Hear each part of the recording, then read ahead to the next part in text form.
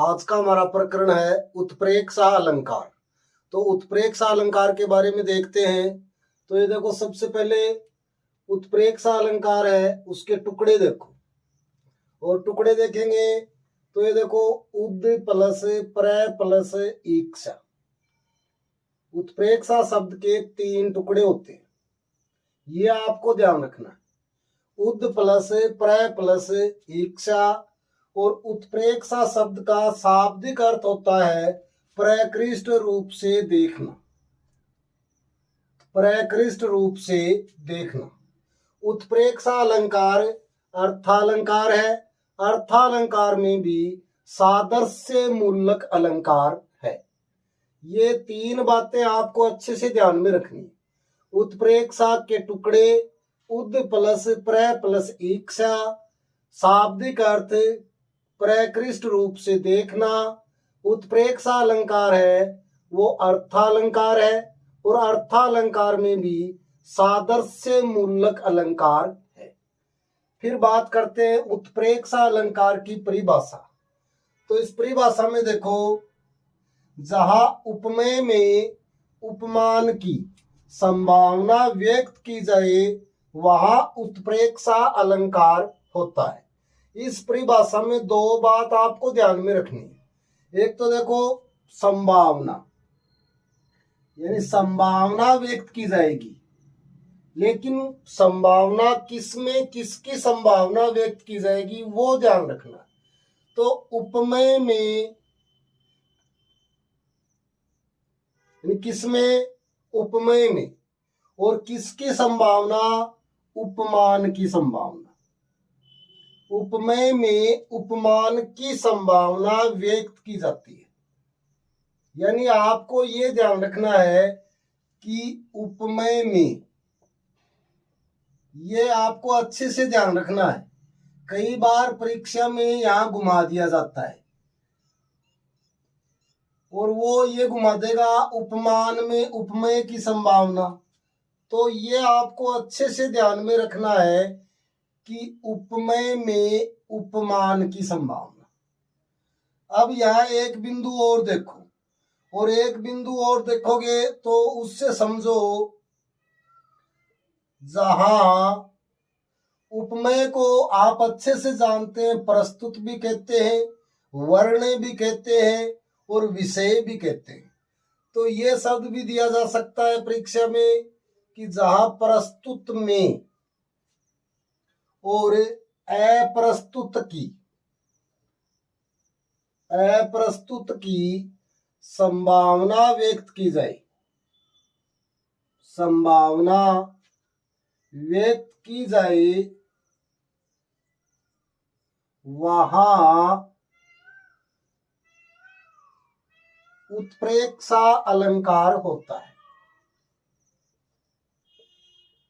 उत्प्रेक्षा अलंकार होता है।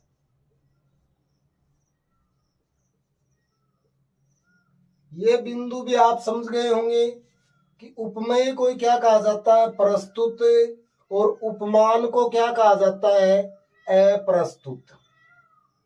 जहां प्रस्तुत में अप्रस्तुत की संभावना व्यक्त की जाए वहां उत्प्रेक्षा अलंकार होता है।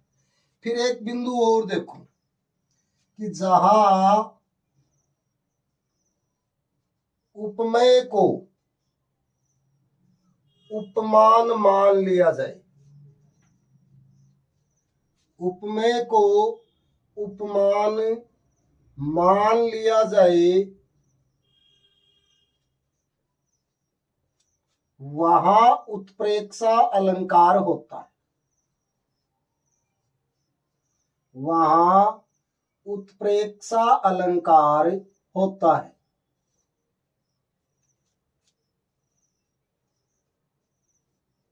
यानी ये कहे कि उपमेय में उपमान की संभावना, प्रस्तुत में अप्रस्तुत की संभावना, या उपमेय को उपमान मान लिया जाए वहां उत्प्रेक्षा अलंकार होता है।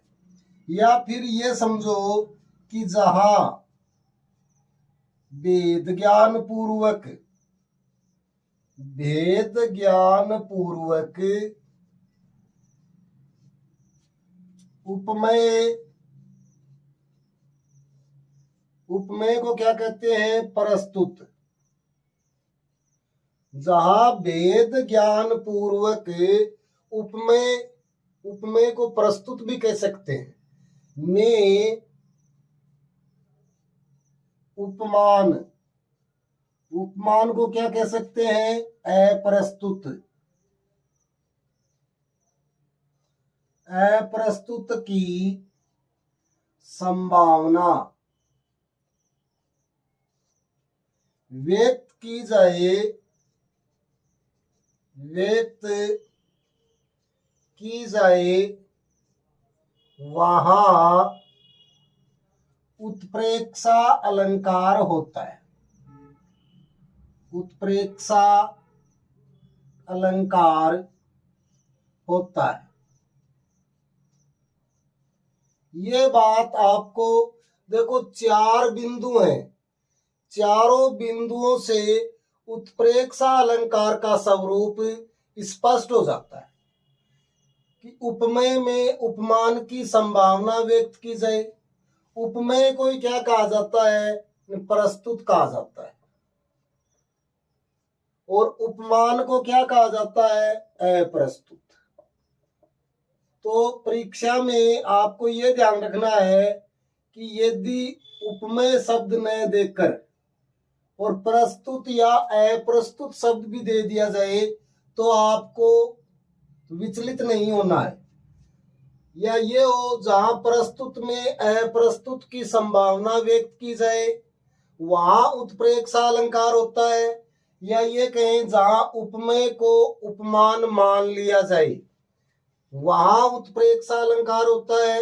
ये देखो, जहां भेद ज्ञान पूर्वक, ये आपको अच्छे से ध्यान देना है, भेद ज्ञान पूर्वक यानी उपमेय व उपमान में भेद का पता होने पर भी उपमेय को उपमान मान लिया जाए या उपमेय में उपमान की संभावना व्यक्त की जाए वहां उत्प्रेक्षा अलंकार होता है।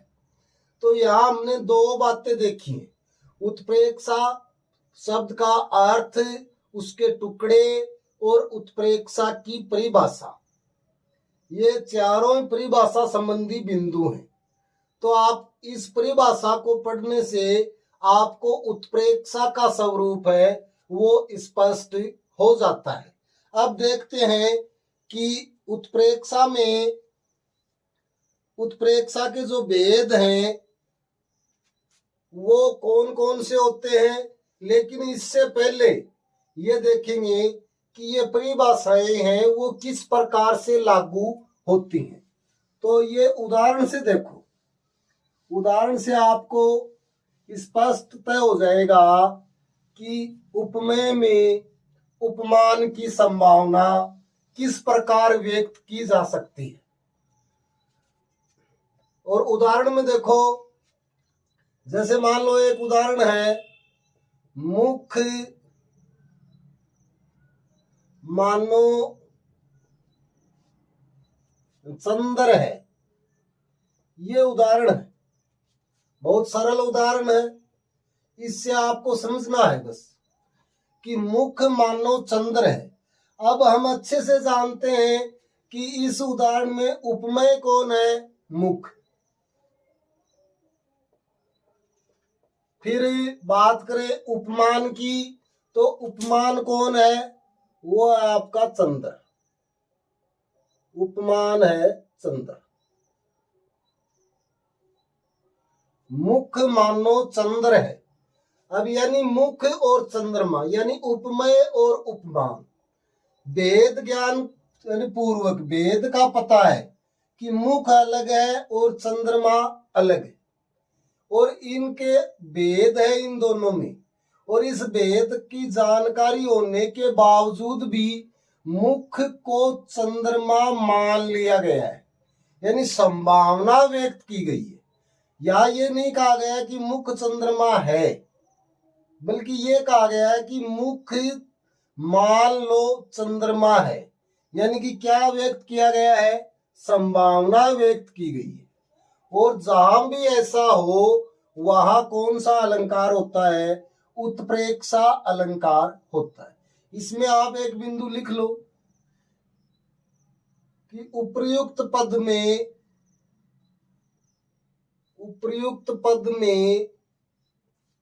मुख्य, कोष्टक में लिख लो उपमेय में चंद्र, कोष्टक में उपमान की संभावना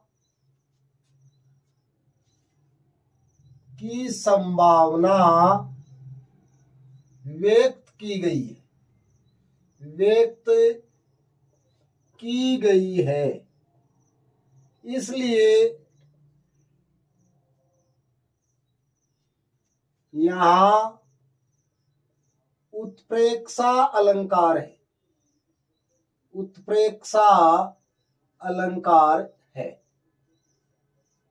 बात आपको समझ में आ गई होगी कि मुख चंद्रमा है, ये वास्तव में है नहीं, यहां केवल क्या किया गया है? मान लिया गया है। और जहां भी ऐसा हो, यानी उपमेय को उपमान मान लिया जाए, उपमेय में उपमान की संभावना व्यक्त की जाए, वहां उत्प्रेक्षा अलंकार होता है। अब आप ये सब देख रहे होंगे मानो, ये मानो शब्द है, ये वाचक शब्द है। कौन सा शब्द है? वाचक शब्द। यानी इस शब्द से संभावना व्यक्त की जा रही है।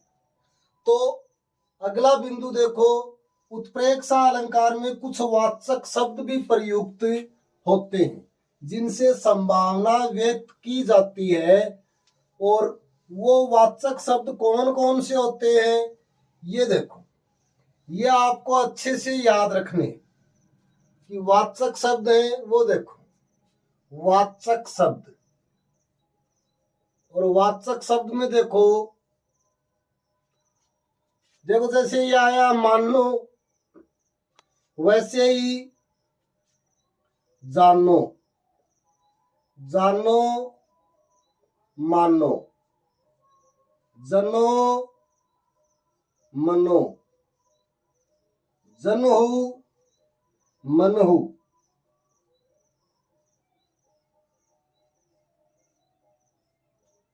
जान लो, मान लो,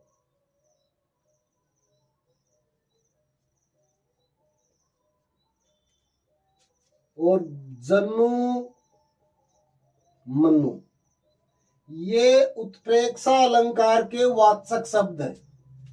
ये शब्द जिस पद में प्रयुक्त हो और आपको ये पूछ लिया जाए कि कौन सा अलंकार है, तो आपको अच्छे से ध्यान रखना है कौन सा अलंकार है? उत्प्रेक्षा अलंकार है।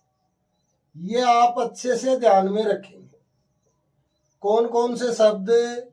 जानो, मानो, जनो, मनो, जनहु, मनहु, जान लो, मान लो, और जनु, मनु। ये शब्द यदि पद में है और आपसे अलंकार पूछा जाता है तो कौन सा अलंकार होगा? उत्प्रेक्षा अलंकार होगा। ये उदाहरण से आप समझ गए होंगे। एक उदाहरण और देख लो।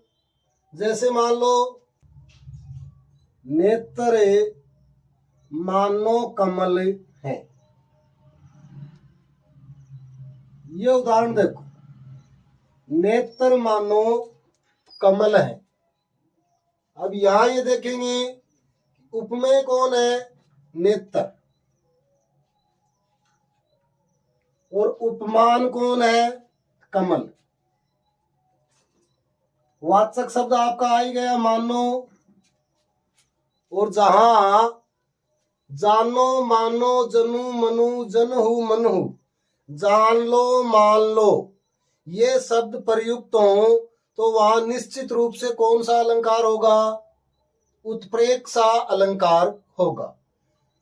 यहां देखो, नेत्र उपमेय में कमल उपमान की संभावना व्यक्त की गई है। क्या किया गया है? नेत्रों में कमल की संभावना व्यक्त की गई है, इसलिए कौन सा अलंकार है? उत्प्रेक्षा अलंकार है।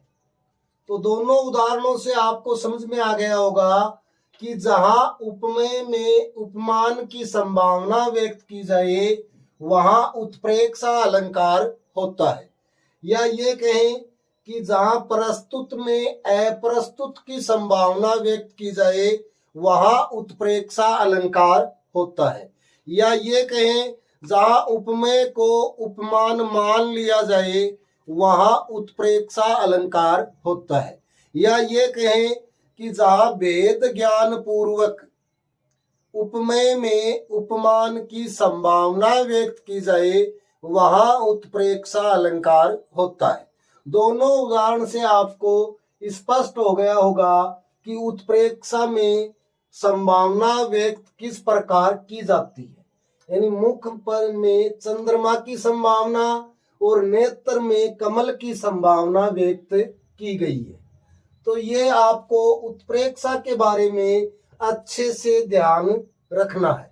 अब बात करते हैं उत्प्रेक्षा में। देखो, उपमेय में उपमान की संभावना व्यक्त की जाती है, लेकिन कई बार ये पूछ लिया जाता है कि उपमेय में उपमान की संभावना कितने प्रकार से व्यक्त की जा सकती है। तो ये हमें ध्यान रखना है। तो ये देखो, उपमेय में उपमान की संभावना कितने प्रकार से व्यक्त की जा सकती है। तो कितने प्रकार से व्यक्त की जा सकती है आपको पता ही है। कितने प्रकार से? 3 प्रकार से। तो अगला हमारा बिंदु है उपमेय में उपमान की संभावना कितने प्रकार से व्यक्त की जा सकती है। तो ये इसमें देखते हैं कि कितने प्रकार से व्यक्त की जा सकती है और वो कौन कौन से प्रकार हैं। तो ये देखो, उपमेय में उपमान की संभावना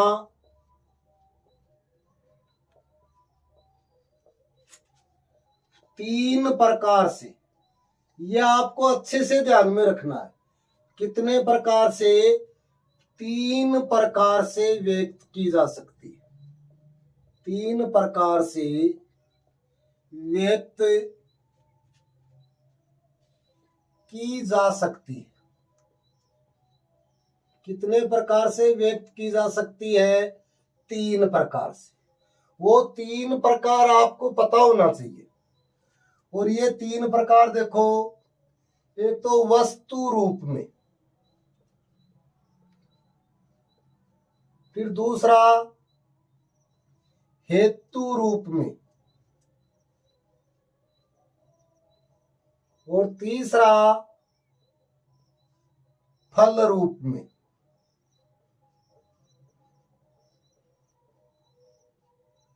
ये आपको तीनों प्रकार ध्यान में रखने कि उपमेय में उपमान की संभावना 3 प्रकार से व्यक्त की जा सकती है। वस्तु रूप में, हेतु रूप में और फल रूप में। यहाँ इन शब्दों का अर्थ आपको पता होना चाहिए। हेतु का अर्थ होता है कारण। हेतु का अर्थ क्या होता है? कारण। और फल का अर्थ होता है प्रयोजन। प्रयोजन या प्रयोजन को हम उद्देश्य भी कह सकते हैं। ये अर्थ आपको पता होना चाहिए। अब देखो, ये एक बार पूछा हुआ है कि उपमेय में उपमान की संभावना कितने प्रकार से व्यक्त की जा सकती है। तो इसका उत्तर कितना होगा? 3 प्रकार से। कौन कौन से प्रकार है वो आपके सामने लिखे हुए हैं। वस्तु रूप में, हेतु रूप में और फल रूप में। हेतु का अर्थ होता है कारण और फल का अर्थ होता है प्रयोजन या उद्देश्य। और अब यहां आप लिख लो, इसी आधार पर यानी उपर्युक्त आधार पर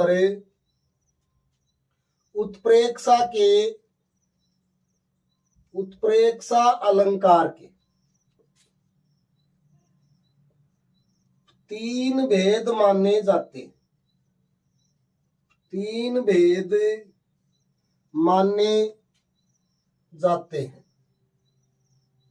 कितने भेद माने जाते हैं? 3 भेद। किस आधार पर? इस संभावना को व्यक्त करने के आधार पर। और वो आप लिख लो, वस्तु उत्प्रेक्षा अलंकार।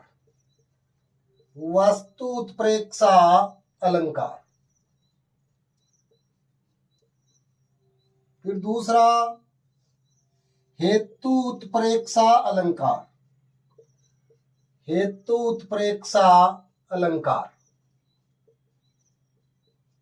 और तीसरा भेद है वो है फलोत्प्रेक्षा अलंकार।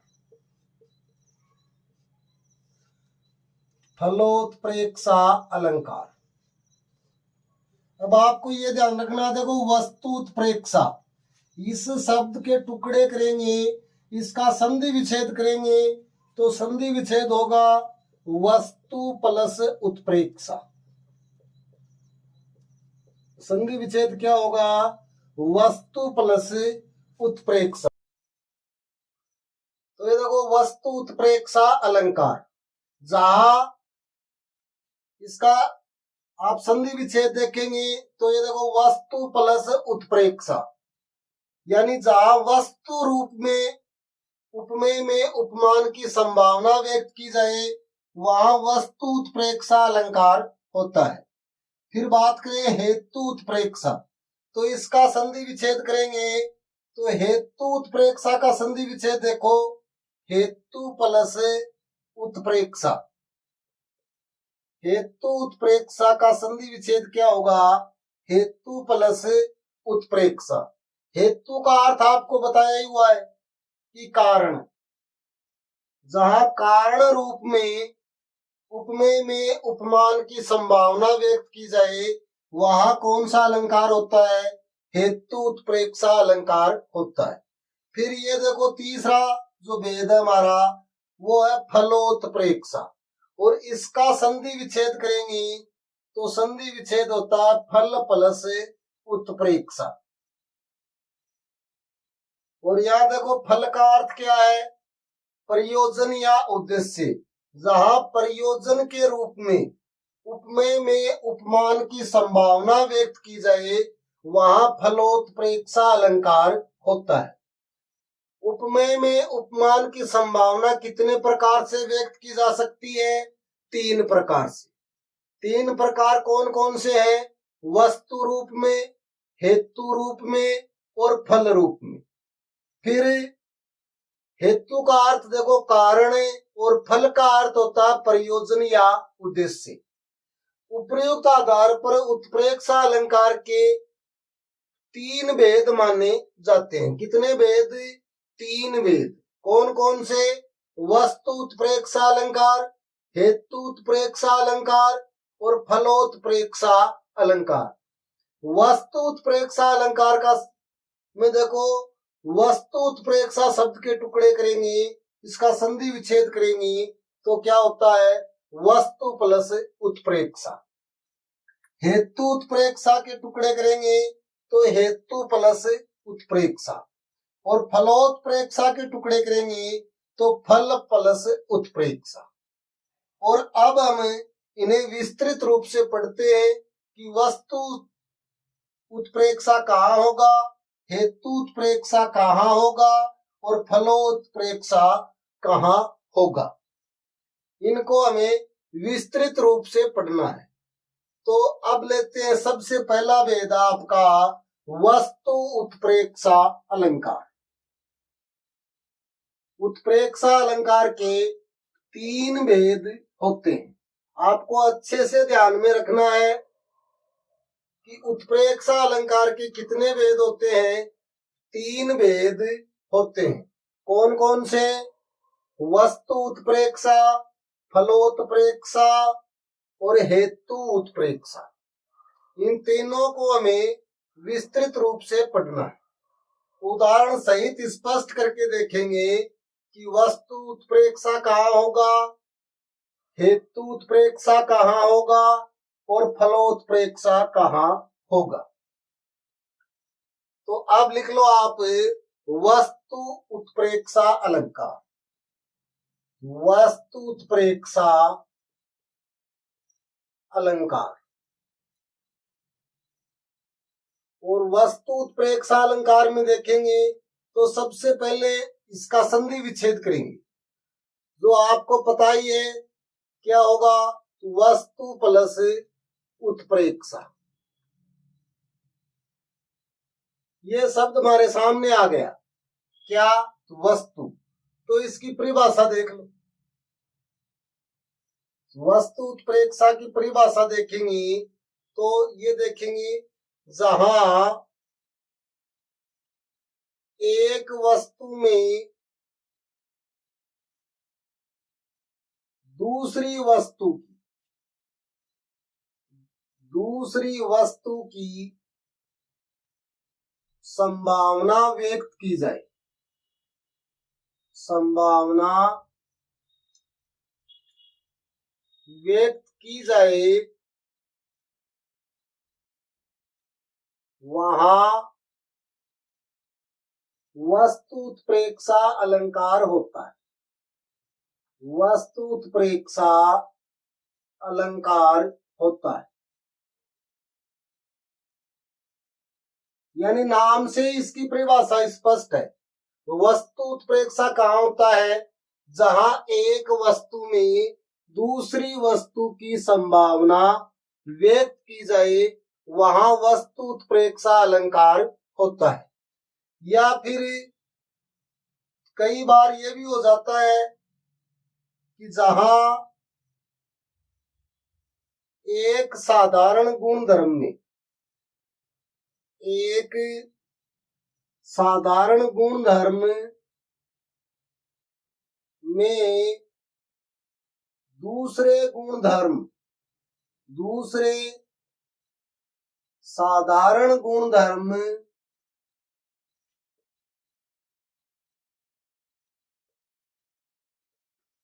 की संभावना व्यक्त की जाए, की संभावना व्यक्त की जाए, वहां वस्तु उत्प्रेक्षा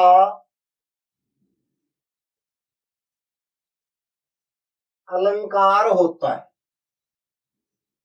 वस्तु उत्प्रेक्षा अलंकार होता है।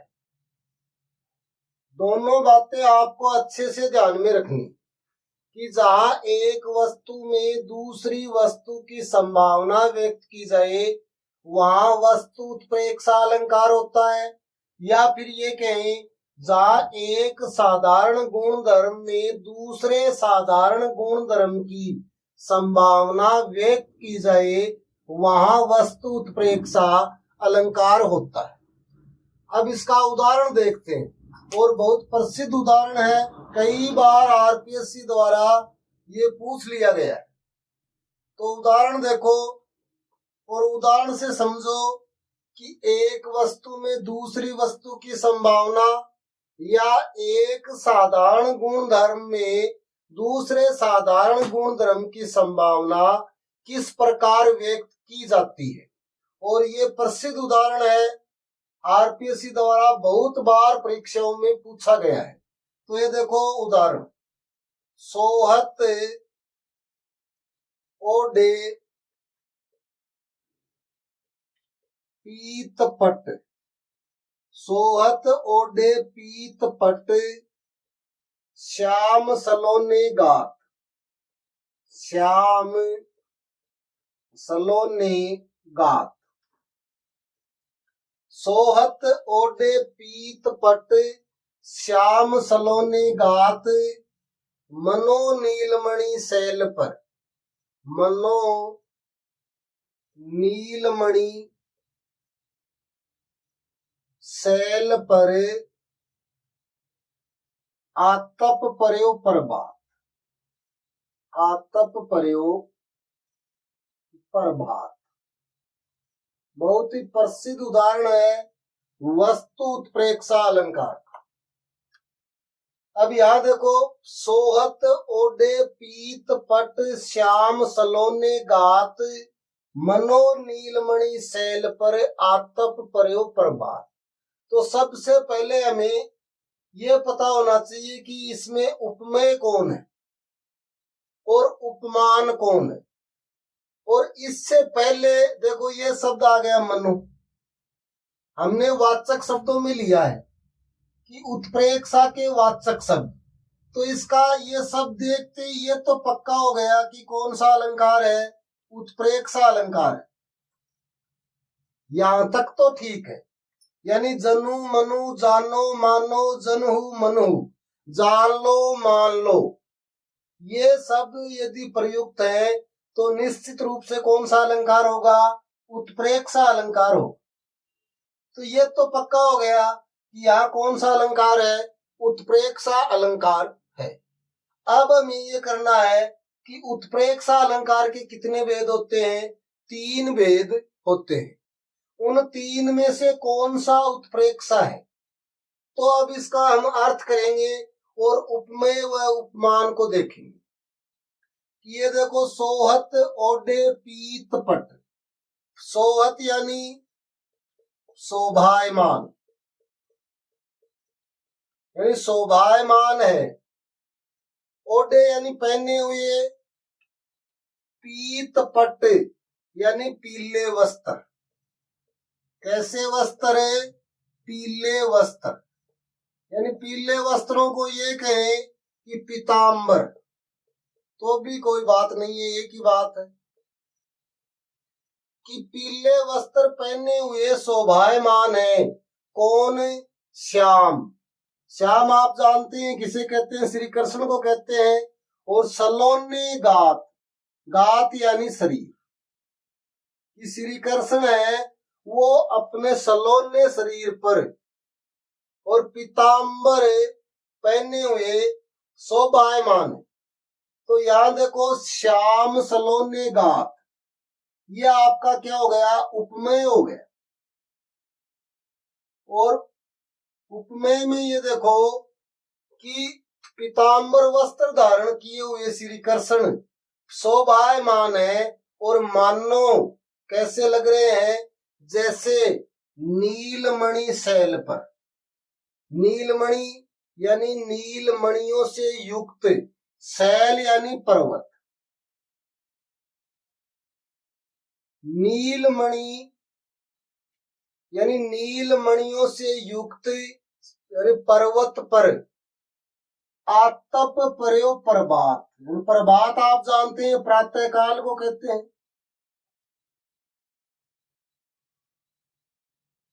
और आतप पर्यो यानी प्रातः काल की आभा, यानी जिस प्रकार नीलमणि पर्वत पर प्रातःकालीन आभा रहती है, जो सौंदर्य रहता है, वैसा ही सौंदर्य कहाँ प्रतीत हो रहा है, श्री कृष्ण के द्वारा पीतांबर पहने हुए है। और उससे क्या लग रहा है, ये लग रहा है जैसे नीलमणि पर्वत पर प्रातःकालीन आभा हो। तो नीलमणि शैल क्या हो गया, उपमान। अब यहां हम ये लिख सकते हैं और इसको ये लिख सकते हैं कि पीतांबर धारण किए, ये लिख लो आप, पीतांबर धारण किए हुए श्री कृष्ण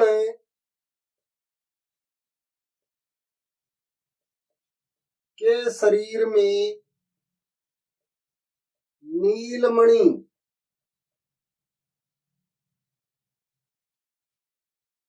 पर्वत की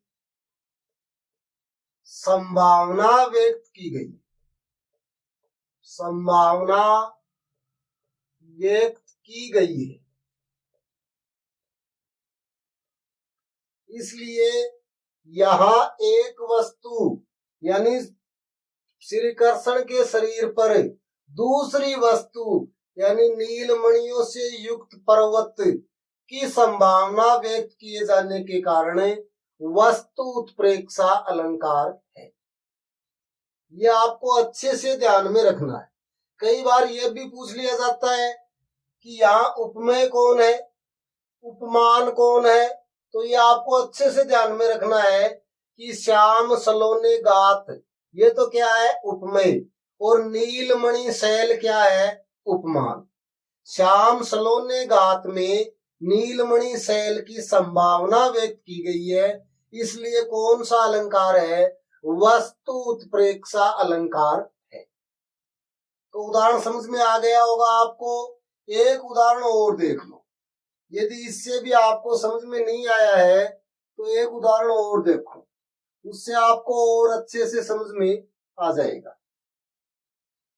यह आपने लिख लिया होगा, हाँ, साथ साथ लिखते रहे, और यदि समझ में नहीं आए, कोई दिक्कत हो तो आप कमेंट बॉक्स में लिख सकते हैं।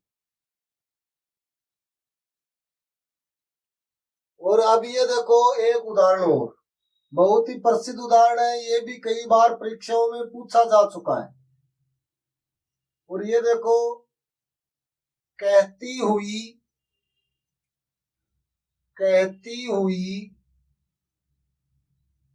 यों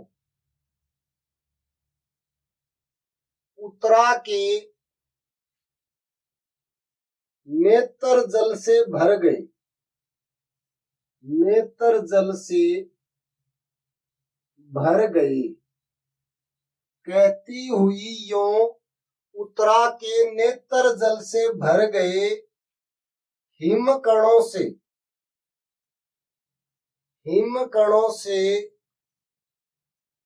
पूर्ण हो गए,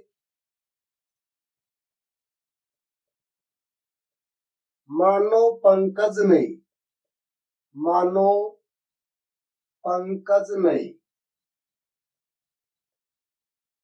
हिमकणों से पूर्ण हो गए, मानो पंकज नहीं। बहुत प्रसिद्ध उदाहरण है, परीक्षाओं में पूछा जाता रहा है कि कहती हुई यो उत्तरा के नेत्र जल से भर गए, हिमकणों से पूर्ण हो गए, मानो पंकज नहीं। अब यहां सबसे पहले हमें ये मिल गया मानो, तो इसका मतलब उत्प्रेक्षा तो है। अब बात करेंगे कौन सा उत्प्रेक्षा है, तो सबसे पहले ये देखेंगे, देखो बहुत सरल उदाहरण है कि उत्तरा है, उत्तरा के कहते कहते ही क्या हो गया, उसके नेत्र जल से भर गए, और नेत्र जल से भर गए तो नेत्र कैसे हो गए, मैं ये कहूं अश्रुपूर्ण नेत्र। ये उपमेय है, यहाँ वर्णन किसका किया जा रहा है, उत्तरा के नेत्रों का वर्णन किया जा रहा है, और जो वर्णन का विषय होता है उसे क्या कहते हैं, उपमेय कहते हैं। तो यहाँ आंसुओं से भरे हुए नेत्र क्या है, उपमेय है, और उस पर किसकी संभावना व्यक्त की गई है, हिमकणों से पूर्ण क्या, पंकज, पंकज यानी कमल। तो पंकज क्या हो गया, उपमान, और पंकज भी कैसा, हिमकणों से पूर्ण, हिमकणों से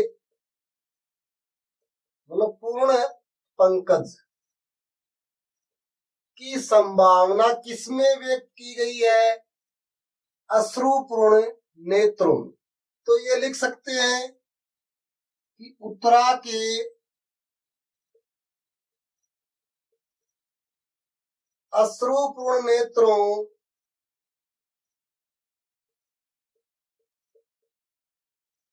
में हिमकणों से पूर्ण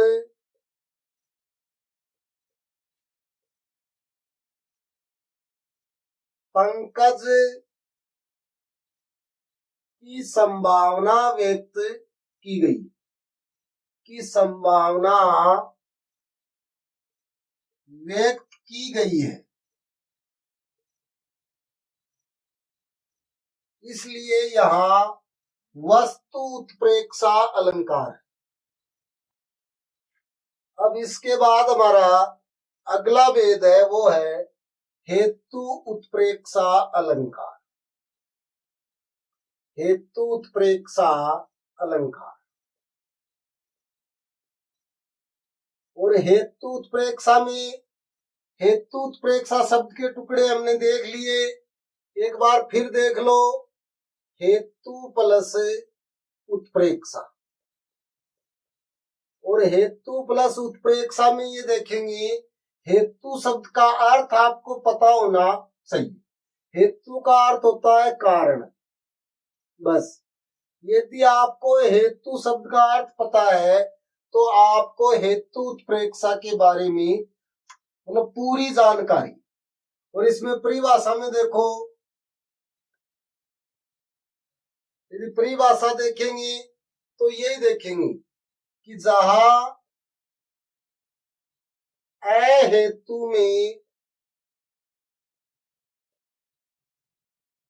हेतु की संभावना, अहेतु को, ये लिखो आप, अहेतु को हेतु मान लिया जाए, हेतु मान लिया जाए, वहां हेतु उत्प्रेक्षा अलंकार होता है।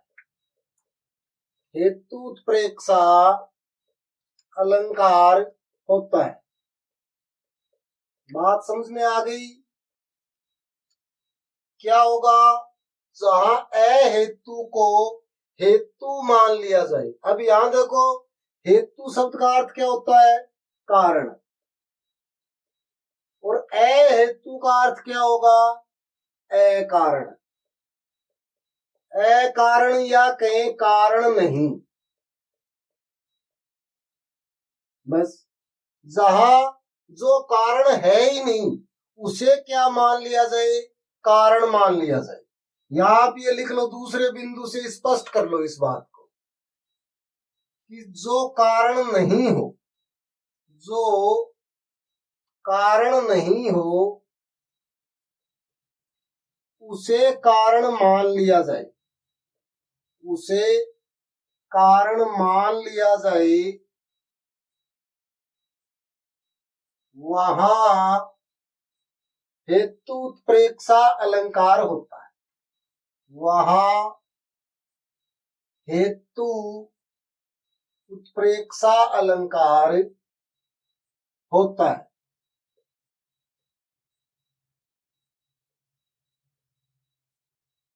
ये आपको दोनों बातें ध्यान रखनी। आपको इसमें केवल इतनी सी बात याद रखनी है कि अहेतु को हेतु मान लिया जाता है। अहेतु का अर्थ होता है जो कारण नहीं है उसे क्या मान लिया जाता है? कारण मान लिया जाता है। और ऐसा जहां भी होगा वहां कौन सा अलंकार होगा? हेतु उत्प्रेक्षा अलंकार होगा। अब वो कैसे मान लिया जाता है ये देखो, उदाहरण से समझो आप इसको। और उदाहरण देखो, बहुत प्रसिद्ध उदाहरण है, अरुण भये कोमल चरण। अरुण भये कोमल चरण, भूवि चलीबे ते मानो। भूवि चलीबे ते मानो। अब सबसे पहले तो हमें देखना वाचक शब्द, ये देखो ये आ गया मानो। इसका मतलब उत्प्रेक्षा तो है। अब हमें देखना कि कौन सा उत्प्रेक्षा है। वाचक शब्द आ गया मानो, उत्प्रेक्षा है, लेकिन वस्तु उत्प्रेक्षा है, हेतु उत्प्रेक्षा है या फलोत्प्रेक्षा है, वो हम यहाँ निश्चित करेंगे। और वो ये देखो, अरुण भये कोमल चरण। अरुण यानी लाल, भय यानी हो गई, हो गई।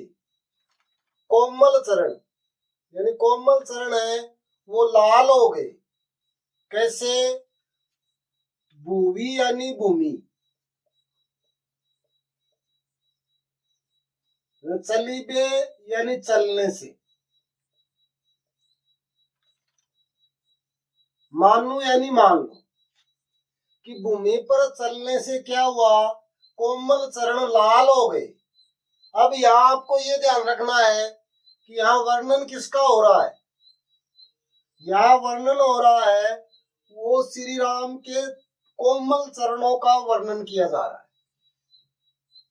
ये आप ध्यान रखेंगे, किसका वर्णन किया जा रहा है, श्री राम के कोमल चरणों का। अब यहाँ ये देखो कि श्री राम के कोमल चरण है वो उनका रंग है वो लाल हो गया। और लाल कैसे हो गया, नंगे पांव भूमि पर चलने के कारण, नंगे पांव भूमि पर चलने के कारण, चलने के कारण।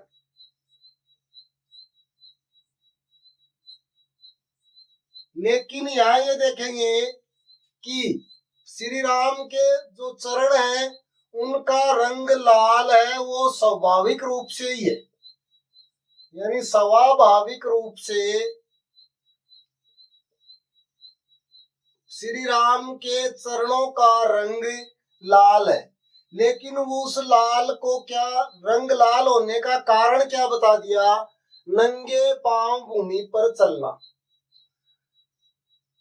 जो कारण है ही नहीं, क्योंकि उनके चरणों का रंग तो स्वाभाविक रूप से कैसा है, लाल है। लेकिन उसका कारण क्या मान लिया गया कि नंगे पांव भूमि पर चलना।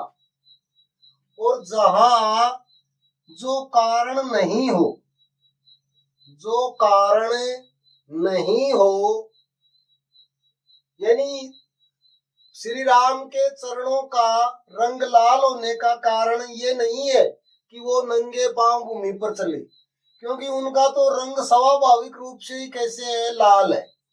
तो जो कारण नहीं हो उसे कारण मान लिया जाए, उसे कारण मान लिया जाए। वहां कौन सा अलंकार होता है, हेतु उत्प्रेक्षा अलंकार होता है। तो ये आप समझ गए होंगे कि यहाँ श्री राम के कोमल चरणों का वर्णन करते हुए कहा गया है कि श्री राम के कोमल चरण है वो लाल हो गए। और क्यों हो गए, नंगे पांव भूमि पर चलने के कारण। लेकिन श्री राम के कोमल चरण स्वाभाविक रूप से ही लाल है। और जहां स्वाभाविक रूप से ही है लाल, लेकिन ये कारण है ही नहीं, फिर भी इसे क्या मान लिया गया, कारण मान लिया गया। और जहां ऐसा हो वहां कौन सा अलंकार होता है, हेतु उत्प्रेक्षा अलंकार होता है। तो ये उदाहरण आप लिख लो, ये लिख लिया होगा आपने। अब देखते हैं दूसरा उदाहरण, एक उदाहरण से आप और समझो। और वो ये देखो, एक उदाहरण से आप और देखो।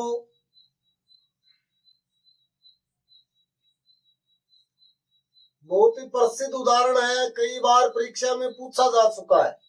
और ये देखो, मुख सम नहीं आते, मुख सम नहीं आते कमल जनु जल रयो छिपाए, जल रयो छिपाए। ये देखो, इससे आपको और अच्छे से समझ में आ जाएगा कि मुख सम नहीं आते कमल जनु जल रयो छिपाए। और इसमें देखो, इसमें देखेंगे कि मुख सम नहीं आते कमल जनु जल रयो छिपाए। यहां देखो ये शब्द आ गया, वाचक शब्द जनु, इसका मतलब उत्प्रेक्षा तो है, उत्प्रेक्षा अलंकार तो है, लेकिन अब कौन सा उत्प्रेक्षा है, हेतु उत्प्रेक्षा है या वस्तु उत्प्रेक्षा है या फलोत्प्रेक्षा है, ये देखेंगे। तो देखो, मुख सम नहीं याते, याते का अर्थ होता है इसलिए, मुख सम यानी मुख की समता नहीं करने के कारण, यह अर्थ क्या हो गया, मुख की समता नहीं कर पाने के कारण, नहीं कर पाने के कारण कमल जल रयो छिपाए, यानी कमल है वो क्या करता है, कमल जल में छिप रहा है, कमल जल में छिप रहा है। अब यहाँ ये देखो कि मुख की समता नहीं कर पाने के कारण कमल जल में छिप रहा है, यानी कमल के जल में छिपने का कारण क्या बताया है कि मुख की समता नहीं कर पाना, जो कि है ही नहीं, क्योंकि कमल का स्वभाव ही क्या, जल में रहना। कमल है वो स्वाभाविक रूप से ही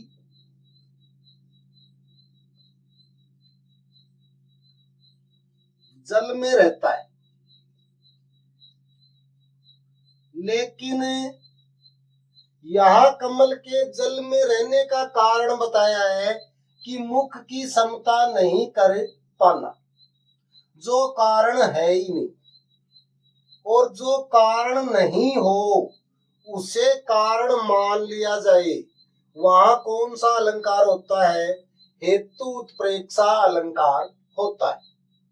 दोनों उदाहरणों से आपको अच्छे से समझ में आ गया होगा कि हेतु उत्प्रेक्षा अलंकार कहाँ होता है, जहां अहेतु को हेतु मान लिया जाए, अहेतु को हेतु मान लिया जाए, यानी जो कारण नहीं है उसे कारण मान लिया जाए।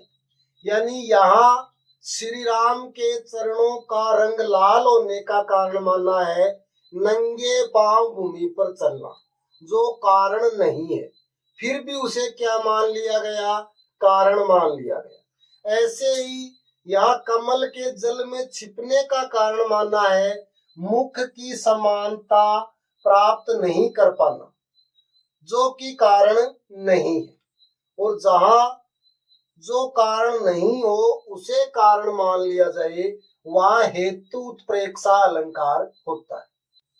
इसके बाद देखते हैं अगला भेद है हमारा फलोत्प्रेक्षा अलंकार।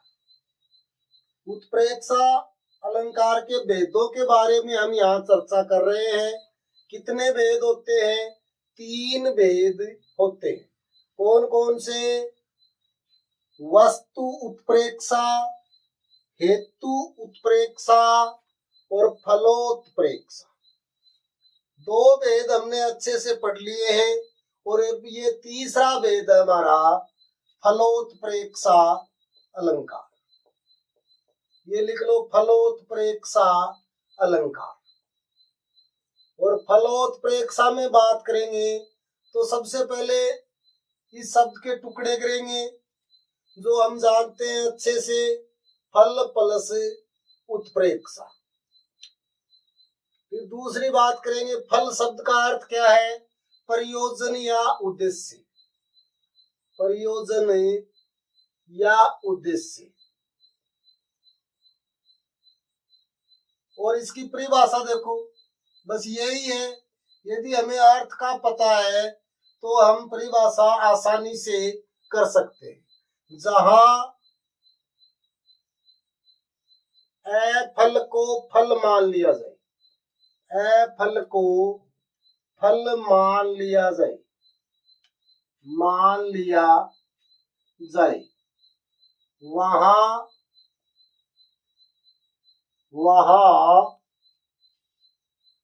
फलोत्प्रेक्षा अलंकार होता है। फलोत्प्रेक्षा अलंकार होता है।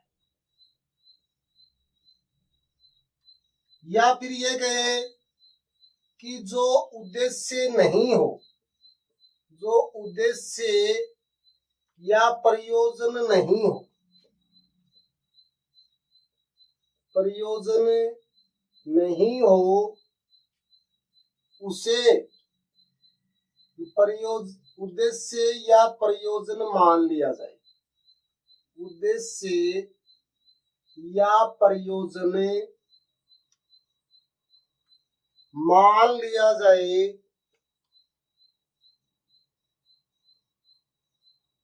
वहां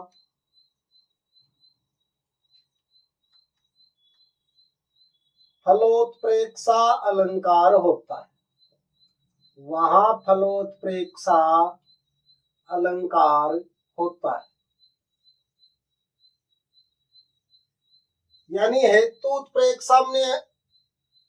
उत्प्रेक्षा में हमने देखा कि हेतु को हेतु मान लिया जाए, और फलोत्प्रेक्षा में हम देख रहे हैं कि फल को फल मान लिया जाए। यानी जो उद्देश्य या प्रयोजन नहीं है, उसे उद्देश्य या प्रयोजन मान लिया जाए। वहां कौन सा अलंकार होता है? वहां फलोत्प्रेक्षा अलंकार होता है। उदाहरण से देखो आप, उदाहरण से आप समझोगे कि बढ़त ताड़ को पेड़, बढ़त ताड़ को पेड़, यह मनु चुंबन आकाश, चुंबन आकाश। बढ़त ताड़ को पेड़, यह मनु चुंबन आकाश। अब यहां देखो, सबसे पहले ये रहा वाचक शब्द, इसका मतलब उत्प्रेक्षा तो है, उत्प्रेक्षा तो है, लेकिन अब कौन सा उत्प्रेक्षा है ये देखेंगे। ये देखेंगे तो यहां देखो, बढ़त ताड़ को पेड़, यानी ताड़ का वृक्ष। किसका पेड़? ताड़ का। ताड़ का पेड़ यानी बढ़त, यानी बढ़ता है। क्या करता है? बढ़ता है। और क्यों बढ़ रहा है? आकाश को चूमने के लिए, आकाश को चूमने के लिए। अब यहां देखो, ताड़ के पेड़ के बढ़ने का उद्देश्य क्या बताया गया है कि ताड़ का पेड़ है वो क्यों बढ़ रहा है? वो आकाश को चूमने के लिए बढ़ रहा है, जो कि ताड़ के पेड़ का उद्देश्य है ही नहीं। ये जो उद्देश्य बताया गया है, ये उद्देश्य वास्तव में ताड़ के पेड़ के बढ़ने का नहीं है। तो फिर ताड़ के पेड़ के बढ़ने का उद्देश्य क्या है? ताड़ का पेड़ है, उसका स्वभाव ही क्या है? अधिक बढ़ना होता। अन्य पेड़ों से अधिक लंबाई होती है ताड़ के पेड़ की, यानी स्वभाव है अधिक बढ़ना। लेकिन यहाँ इस ताड़ के पेड़ का अधिक बढ़ने का उद्देश्य क्या मान लिया गया? आकाश को चूमना, जो कि उद्देश्य नहीं है।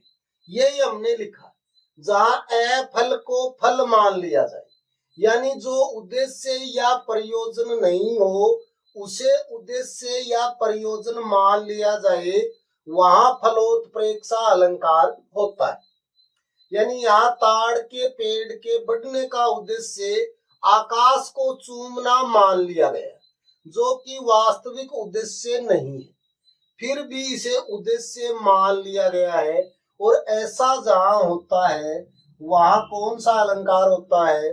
फलोत्प्रेक्षा अलंकार होता है। यह आपको समझ में आ गया होगा। या फिर एक उदाहरण और देखो, और उस उदाहरण से आपको और अच्छे से समझ में आ जाएगा। उदाहरण देखो, तव मुख समता लहन को, तव मुख समता लहन को, जल सेवत जलजात, जल सेवत जलजात। अब यहां देखो कि तव मुख समता लहन को जल सेवत जलजात,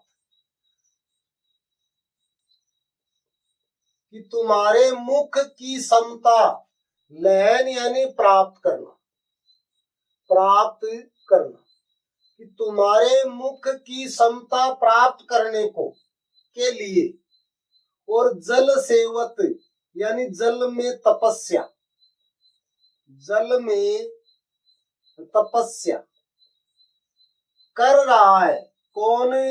जलजात, जलजात यानी कमल, कि तुम्हारे मुख की समता प्राप्त करने के लिए कमल है वो जल में तपस्या कर रहा है। अब ये देखो, यानी कमल है वो जल में रहता है, यानी कमल का जल में रहना, उसका जल में तपस्या करने का उद्देश्य मुख की समता प्राप्त करना नहीं है। ये आप अच्छे से, आपको यह ध्यान रखना है कि कमल है वो जल में तपस्या कर रहा है, और वो तपस्या करने का उद्देश्य क्या बताया गया है यहाँ, कि तुम्हारे मुख की समानता प्राप्त करना, जो कि कमल का उद्देश्य नहीं है। यानी कमल का जल में तपस्या करने का उद्देश्य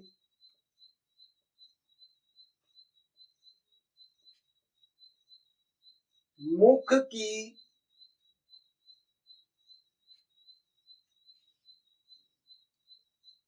समानता प्राप्त करना, समानता प्राप्त करना बताया गया है, बताया गया है।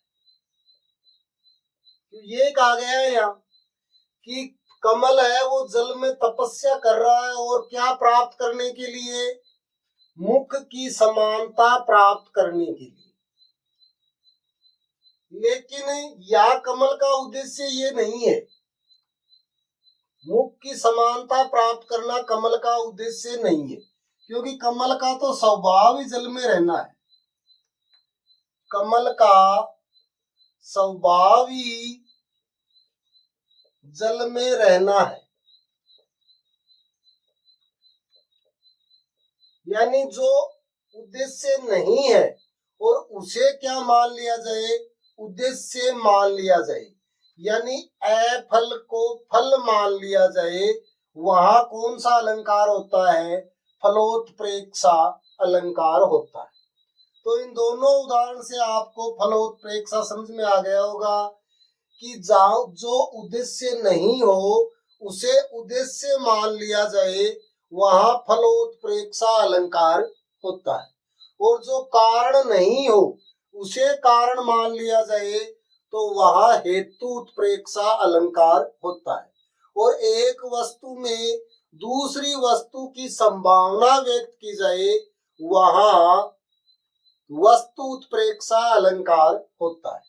अब ये देखो, हमने 3 भेद पढ़ लिए, लेकिन तीनों भेदों को तुलनात्मक रूप से पढ़ना जरूरी है। भाई 3 भेद हमने पढ़े हैं उत्प्रेक्षा के, वस्तु उत्प्रेक्षा, फलोत्प्रेक्षा और हेतु उत्प्रेक्षा। तीनों भेदों को तुलनात्मक रूप से याद रखने के दृष्टिकोण से तीनों को तुलनात्मक रूप से पढ़ना आवश्यक है। तो ये तीनों आप एक साथ देखो, एक साथ ये देखो कितने भेद होते हैं? 3। पहले हमने कौन सा लिया था? वस्तु उत्प्रेक्षा। फिर कौन सा लिया? हेतु उत्प्रेक्षा। और फिर कौन सा लिया? अंतिम तीसरा भेद फलोत्प्रेक्षा। इन तीनों को तुलनात्मक रूप से पढ़ो।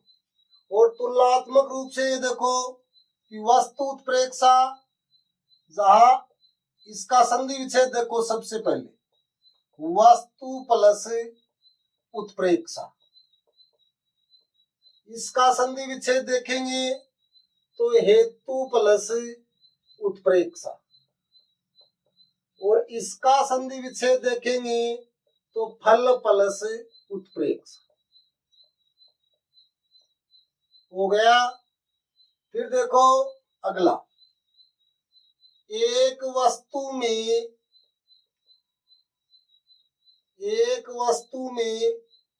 दूसरी वस्तु की संभावना, दूसरी वस्तु की संभावना व्यक्त की जाती है। वस्तु उत्प्रेक्षा में क्या होता है, एक वस्तु में दूसरी वस्तु की संभावना व्यक्त की जाती है।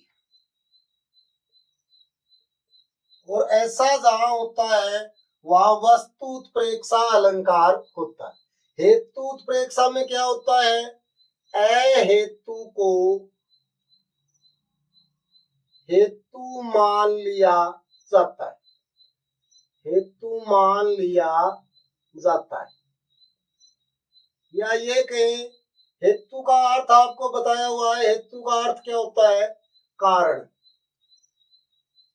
जो कारण न हो, जो कारण न हो उसे कारण मान लिया जाए, कारण मान लिया जाए।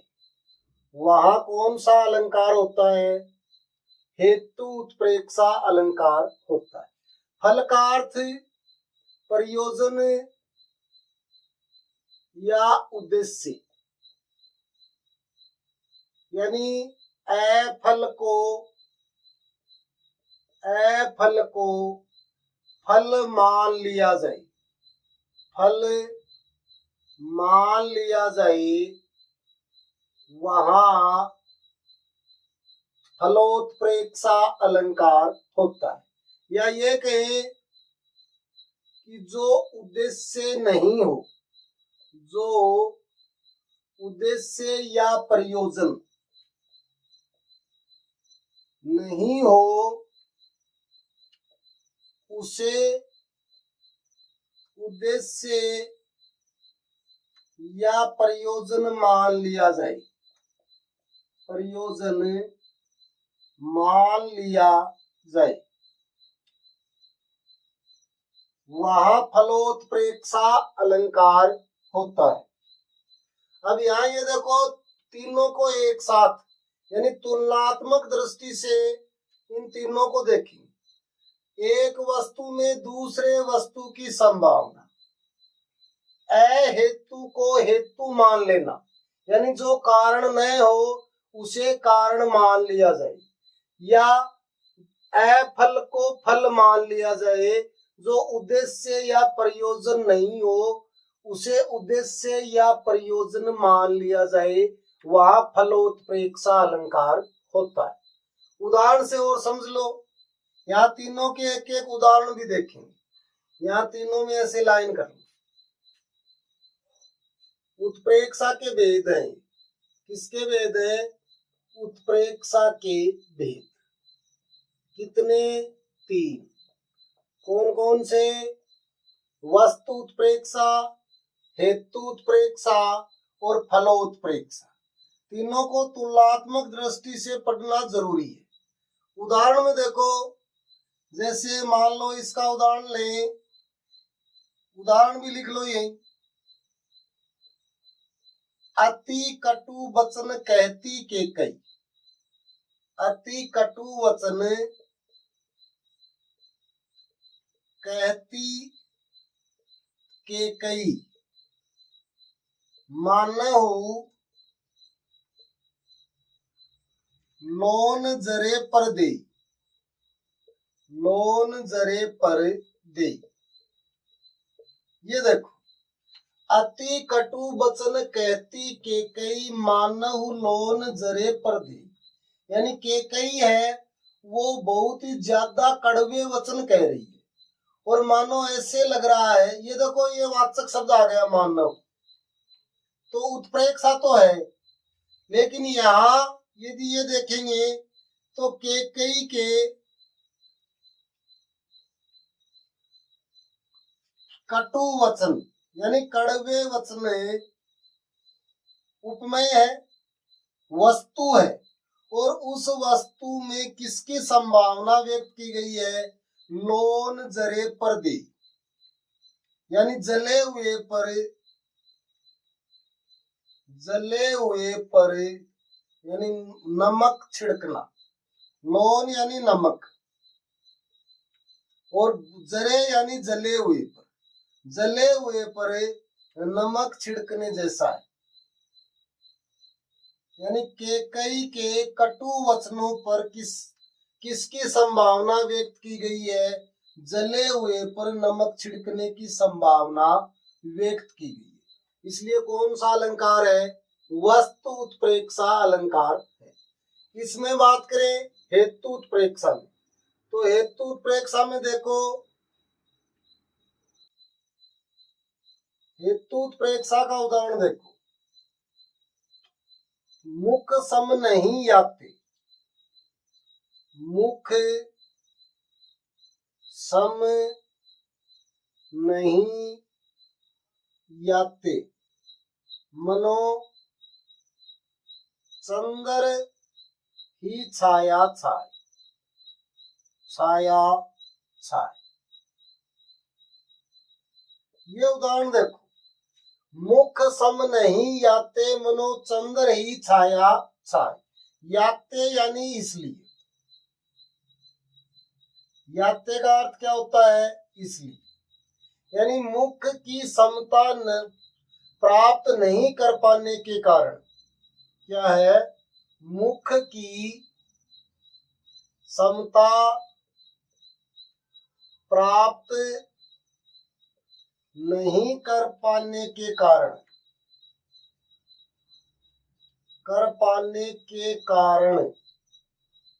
चंद्र ही छाया छाय।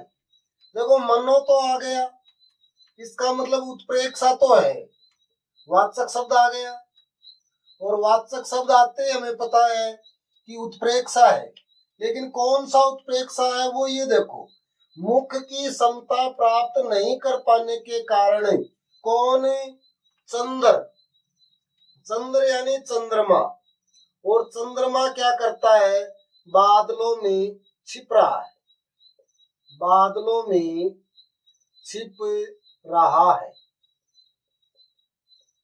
यानी चंद्रमा के बादलों में छिपने का क्या कारण है?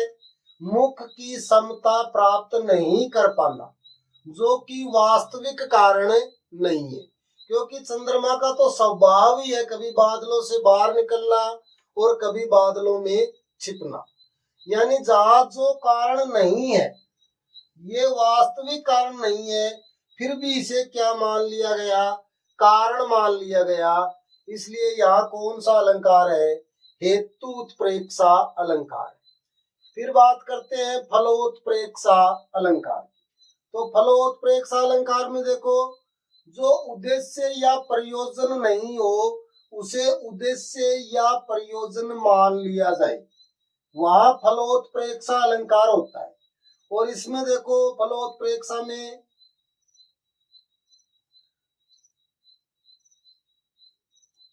तरनी तनुजा तट तमाल तरुवर बहु छाए, तरुवर बहु छाए, तरनी तनुजा तट तमाल तरुवर बहु छाए, झुके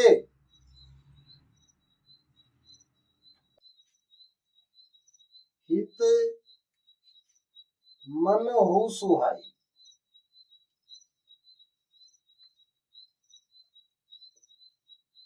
ये और देखो, ये फलोत्प्रेक्षा का उदाहरण देखो कि तरनी तनुजा तट तमाल तरुवर बहु छाए, झुके कूल जल पर सन सो, हित मनहु सुहाई।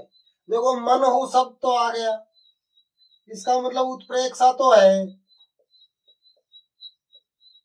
अब उत्प्रेक्षा कौन सा है? फलोत्प्रेक्षा है, हेतु उत्प्रेक्षा है या वस्तु उत्प्रेक्षा है? तो इसका अर्थ देखो कि तरनी तनुजा, यानी तरनी तनुजा कौन है? यमुना, यमुना की बात हो रही है। तट यानी यमुना के किनारे, तरुवर यानी पेड़, किसके पेड़? तमाल के पेड़। बहुत छाए यानी बहुत छाए हुए हैं। यमुना नदी के किनारे तमाल के वृक्ष हैं, वो बहुत ज्यादा छाए हुए हैं। और तमाल के वृक्ष हैं वो झुके कूल जल प्रशंसु। तमाल के वृक्ष हैं वो क्या कर रहे हैं? नीचे की ओर झुक रहे हैं। क्या कर रहे हैं? नीचे की ओर झुक रहे हैं। क्यों? क्योंकि जल को स्पर्श करना चाहते हैं। नीचे की ओर झुक रहे हैं और झुकने का उद्देश्य क्या है? जल को स्पर्श करना, जल को स्पर्श करना। यहाँ तमाल के वृक्ष के नीचे की ओर झुकने का उद्देश्य बताया गया है जल को स्पर्श करना, जो वास्तविक उद्देश्य नहीं है। क्योंकि तमाल के वृक्ष का स्वभाव ही क्या है? यानी तमाल के वृक्ष की डालियां हैं, तमाल के वृक्ष की डालियां सदैव नीचे की ओर ही झुकती है, सदैव नीचे की ओर झुकती है। ये उनका स्वभाव है। लेकिन यहाँ इस उदाहरण में इसके नीचे की ओर झुकने का उद्देश्य क्या बता दिया? जल को स्पर्श करना। यानी जो उद्देश्य नहीं है उसे क्या बना दिया गया? उद्देश्य मान लिया गया। और जहां जो उद्देश्य नहीं हो उसे उद्देश्य मान लिया जाए, वहां फलोत्प्रेक्षा अलंकार होता है। यानी उत्प्रेक्षा अलंकार के बारे में हमने अर्थ, परिभाषा, उदाहरण और उत्प्रेक्षा अलंकार के 3 भेद, वस्तु उत्प्रेक्षा, हेतु उत्प्रेक्षा और फलोत्प्रेक्षा, तीनों भेदों के बारे में विस्तृत चर्चा की है। उदाहरण के माध्यम से हमने समझने का प्रयास किया है। हमने उत्प्रेक्षा अलंकार को पूरा पढ़ा है। वीडियो आपको कैसा लगा आप कमेंट करके बताएं। फिर मिलते हैं अगली क्लास में अगले अलंकार के साथ। थैंक यू, धन्यवाद।